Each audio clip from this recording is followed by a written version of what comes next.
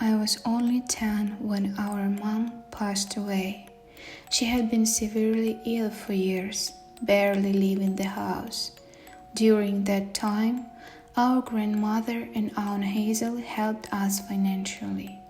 Grandma loved our chronically ill mother and always gave money with the words, "This is the last time."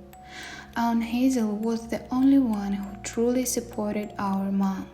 She got doctors, picked up Ryan from daycare, which I had dropped him off at before school. Our childhood was far from ideal. As the older brother, I had to take care of the household, cooking, cleaning, grocery shopping, and so on. When my little brother started school, I had to help him with homework too. This led to problems with my grades. I often could not complete my own assignments. The constant lack of sleep took a heavy toll on me. I envied many of my classmates. Some went out to play, others had girlfriends, and many had pocket money. All I had was my brother, and we stuck together through thick and thin. Don't get me wrong, I often took walks with Ryan after school, telling him about our future and my plans. But when we got home, all those thoughts vanished as I focused on taking care of Mom. One day, when I was in 6th grade and Ryan was in 1st, I got a call from my aunt during literature class. I could not have imagined then that my mom was gone. I ran home. The ambulance was already there. I saw my mom. She wasn't breathing. Fighting back tears, I rushed to her, but she didn't hug me or tell me how proud she was of me, like she usually did. She was just sleeping. The doctor said her time had come. I recognized one of the paramedics. He often came when Mom's blood pressure spiked.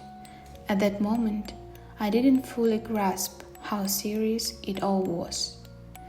About 3 days later, Aunt Hazel took us in.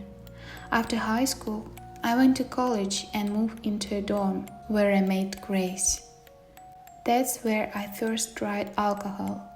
Many people experiment with drinking in their teens, but for me, it was only now. I felt like I was growing up fast, living independently, having a girlfriend, working part-time. I had to hustle to support myself, buy gifts for my girlfriend, and save a little for the future. On weekends, we'd go home to see my little brother. He was growing up, and I was proud of him. After Mom's death, he was the only one who comforted and supported me, which was all I needed. As the older brother, I had given him pocket money, and every Sunday he had hugged me tight and begged me not to leave. After 3 years together, Grace and I decided to rent an apartment near the university. That's when everything started. The first week was the toughest. Besides studying, I worked night shifts at a bar and spent my free time moving our stuff into the new place. By the next week, we had fully moved in, and that's when I first felt something strange. When I was alone in the apartment, I often felt like someone was watching me intently, as if something from the darkness was staring at me. I brushed it off as fatigue, thinking I just needed time to get used to the new place. I had never stayed home alone before. In school, I was with my brother, and in the dorm, I was always with friends. Now, with my girlfriend at work, I found myself alone at home. After night shift, I had stumbled to class every weekday morning, hoping to catch some sleep during breaks or praying we had been let out early. When I got home and Grace wasn't there, I had to clean, mop, and cook, all of which reminded me of my childhood. The fear of something inexplicable, like my mom calling for me, sent shivers down my spine. Each day, I hoped it would fade, but the sense of something supernatural terrified me to my car. Finally, Friday arrived. Tomorrow was the last day of classes, and I planned to go home and introduce Grace to my brother. She had already met Aunt Hazel when we visited to tell her about moving together. But Ryan had been in practice, so they had not met yet. "I hope everything goes as planned tomorrow," I said cheerfully out loud, when suddenly I froze. First, I heard a creak from the next room, then what sounded like footsteps. Like a child, I dove under the covers. Confusion, fear, and anxiety weighed heavily on me, but after 5 minutes of silence, I thought it might just be the neighbors upstairs. Still, I couldn't muster the courage to get up and quench my parched throat with water. The fear from the childhood seems to be haunting me. Convincing myself it was just my imagination, I slowly drifted off to sleep. I jolted awake, feeling ice cold. I lay there, subconsciously aware of that was about to happen and who was in my room. After lying still for 2 minutes, I realized the light in the apartment were off. Slightly opening my eyes, I saw a woman. She was lying on the bed next to me, staring. Feeling a vibration under me, I opened my eyes fully. Bright light stunned my eyes. The cold was gone as if it had never been there. It was a call. "Grace." "Hello, are you here already?" I asked loudly. "Yes, I have been calling and knocking for the third time. Can you hear me?" I jumped up and ran to the door. There she was, the one I had been longing to see. I pulled her into the house, gripping her hand tightly. We stood in the hallway for a long time. I didn't want to let go of her. Tears streamed down my face. After finishing my story, Grace, seeing my condition, suggested we go to bed. I was terrified to sleep, but somehow I felt braver and calmer with her. The next day, we went to Aunt Hazel's as planned. I decided not to mention the night's incident. "Listen, Aunt Hazel, do we still have any of Mom's things?" I asked. As a kid, I had heard ghost stories about how sometimes the deceased can't move on if their belongings are still in the house. "Yes, her ring and some clothes," Aunt Hazel replied. "Can I take them?" I requested. "Of course, take them. They are just collecting dust, and I can't bring myself to throw them away." As we were leaving with the items, Ryan ran out after us. "Michael, Michael!" he shouted. Turning around, I barely managed to keep my balance as my little brother almost knocked me over. "What is it?" I asked. "Don't leave me," he pleaded, just like every time before I left. "Ryan, you understand I have my own life now, right? Remember after school when we had walk and I tell you about the life waiting for us when we grow up?" "I remember," he mumbled. "Well, now I'm studying and working just like Grace, and we won't have time for you," I replied. "But can I come with you?" the persistent kid continued. "I'm on break anyway." It was true. Schools were on fall break now. "Do something," Grace said. I knew she wouldn't mind if my brother stayed with us for a couple of days. With a heavy sigh, I said, "All right, go pack, you can come with us." A joyful exclamation followed, and my brother ran back into the house. Back home, I pondered what to do with Mom's things. Maybe they didn't need to be burned at all. Maybe it was just my imagination running wild.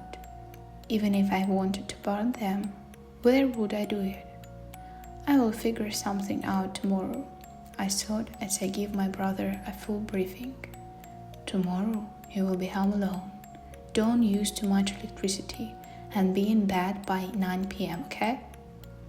Okay, came the cheerful reply. Don't use a stove, don't touch knives. At this point, I thought, God, I'm talking to him like his child. And keep your phone with you. If anything happens, call me immediately. Got it?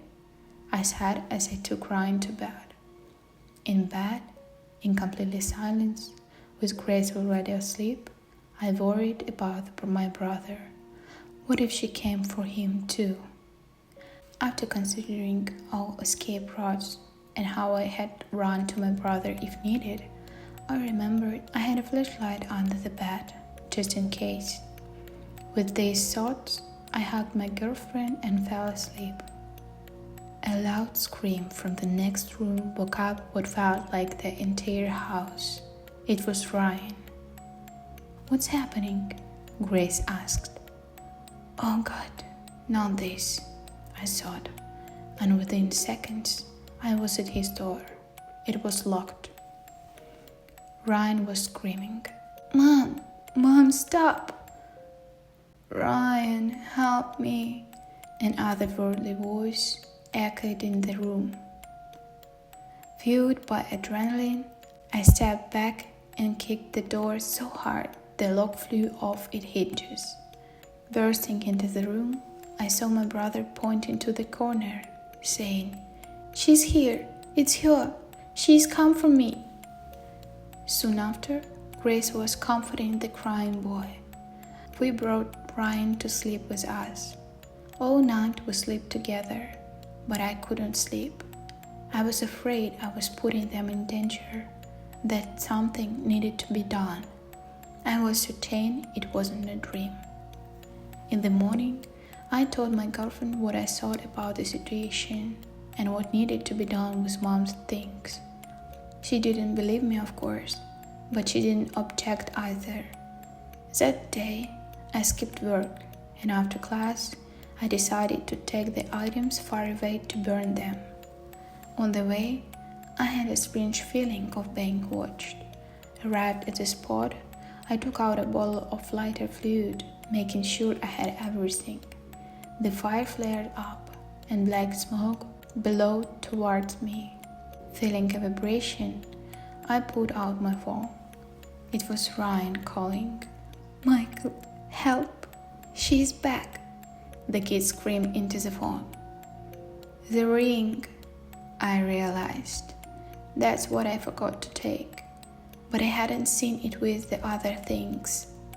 Run out of the house. Run now, I yelled. The line went dead. I ran faster than I ever had before. I decided not to wait for the bus, but to take a shortcut straight to the house. My chest hurt. There was a lump in my throat, but I didn't even think about stopping. Approaching the building, I flew up the stairs, skipping steps, and reached my floor in no time. Rushing into the apartment, I heard screams coming from Ryan's room. Bursting in, I saw my brother huddled in a corner. In the opposite corner stood it. Ryan, don't listen to her. It's not her. It's not Mom, I shouted and rushed to him. Quickly grabbing the boy's hand, I noticed the ring on his finger. I snatched it off, grabbed my brother, and ran for the exit. The door slammed shut right in front of me. I slammed into the door hard. Even though the lock was broken, it wouldn't open. Turning around, I saw Mom standing about 3 feet away from me. But it wasn't my mom. It was a corpse. It was breathing right on me. I slid down the door, staring at this monster. Son, please, help me, the vile voice continued. What do you want? I screamed with all my might. It leaned in and whispered, I need you. It's hard for me on the other side without you. The stench emanating from this creature invaded my nostrils, making it harder to breathe. I screamed as loud as I could. The entity took a step back, as if frightened by me. "Ryan, take the ring, sprinkle it with salt and burn it." I tossed the lighter and the ring under the door through the gap. The creature was stunned and shrieked, "Give me back my ring." The entity showed me a sign with great force. That wasn't my mom anymore. It never was. It wanted to go after Ryan to get its possession back. But I quickly got up, jumped on the corpse, and pushed it back with all my strength. It tumbled and hit the wall. Slowly rising, it ran towards me with a loud screech. Suddenly, it stopped and screamed in a distorted, mechanical voice. It started shaking, mumbling something, and then simply vanished.